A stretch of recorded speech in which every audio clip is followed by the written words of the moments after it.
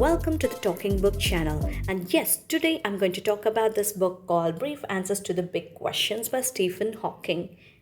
And I'm happy to talk about this book right now when recently our India has launched the Chandrayaan 3 and it has made the safe landing, smooth landing on the moon, on the surface of the moon. So the book is somewhat related to the space research, etc. So I'm really glad to share this book in this particular time. So yes, when I got this book, I got it in just out of my mere curiosity to learn about black holes. But when I actually got it to home, I was thinking whether I would be able to read it because though I'm a biological student, a science-loving person, but I'm quite weak in maths and physics. I won't understand that properly. But after reading this book, I really regret that I could have learned physics or maths in a practical way instead of learning just equations and stuff. We could have, I mean, someone could have taught me in a very practical way, just the way he has explained. So, well, whatsoever. So, when I got this book, I got it out of curiosity, and when I planned to read it, I thought whether I could read it or not. But this person has written this book in a wonderful, easiest language to read, and also any person who don't have a base on science can also easily read and understand. So, well, quickly, let's get into this book. So, this person, Stephen Hawking, I should first let you all know. I mean, everyone knows about him, but for those who don't know, I just want to say he is a brilliant physicist, theoretical physicist, a scientist who was diagnosed by motor neuron disease at the age of 21 and was said that he would die in 3 years, but lived for about, I guess, 71 or 76 years, I guess. And he did a lot of research and he did make a biggest contribution to the future science. There are many of his wonderful books and movies as well on him, but this was the last book that he wrote, and this is my first book of his writing. I really did enjoy reading this book. I would go for other books of him soon. So well, what was so interesting in this book that made me attract to this? So well, there are these questions which was answered briefly by him. I must say it was answered very brilliantly by him. Is there a God? How did it all begin? Is there other intelligent life in the universe? Can we predict the future? What is inside a black hole? Is time travel possible? Will we survive on Earth? Should we colonize space? Will artificial intelligence outsmart us? How do we shape the future? So yes, these are all the questions that was answered by this person. So, well, for is there a God? Of course, this person said no kind of answer, but I must say I did really believe in God, and especially I could correlate some of the points from the initial chapters to spirituality, and I can really understand a little bit more. I can dive deeper into the spirituality I felt. So, understanding science and God together gave me a good experience. So, well, if you come across these questions, I won't say the answers for all the questions that I've read, but I do want to share some of the interesting facts that I went through in this book. So, what he basically says is black hole is something that has a lot of gravitational power that even the light cannot escape. How?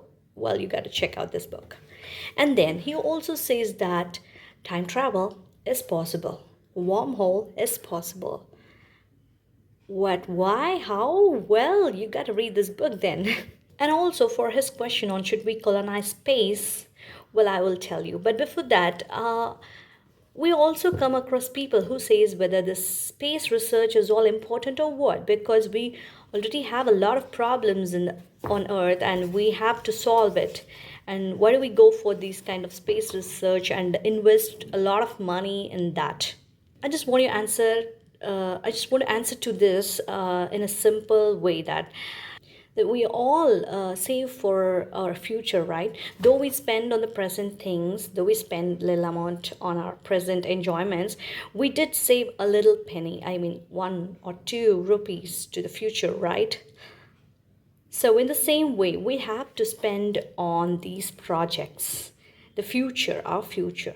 So, he basically says is, do we have to colonize space? So, for that, he answers is not to leave planet Earth would be like a castaways on a desert island not trying to escape. So we need to explore the solar system to find out where humans could live.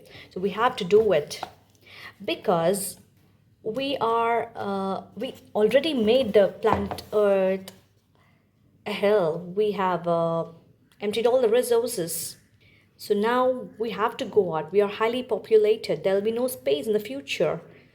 So we have to find another planet or move outside. And for that, he says the base we have to put in the nearest place, that is on the moon and on the nearest planets, maybe like Mars, even on the moon of Saturn. I guess the name is Titan. So he also explains about, he also mentions about the Earth like planet that was discovered recently, not para, it's Proxima A. So he says that we need to find out if we can travel to that Proxima A, and if we can able to find that we'll be able to live there or what. So he emphasizes on the need of research on these areas.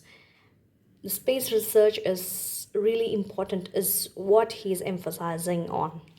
And also he says that the artificial intelligence will outsmart ours. How? Well, you gotta find out this in the book. He also mentions that we need to have a great imagination power. That is when we can discover and invent. Mere mugging up of equations, especially I'm telling this for children and their parents, just reading the equations and mugging up things will not help. So we have to learn how the equations are built and why the equations are there. And are there any new equations that we can make? We have to practically relate everything and read, and we have to imagine. We have to let the kids imagine. That's when they'll come up with new things, invent new things, and we can have great scientists in the future, just like him. So I absolutely recommend this book for everyone about the age of 10, maybe even below the age of 10. If you can read and explain them, that will be a great thing. That's what I'm trying to do with my kid. So this book is recommended for everyone in this planet. So everybody go check out this book and let me know in the comments how you felt. I'm signing off right now and I'll get back with another new book. Bye guys. Thank you for watching.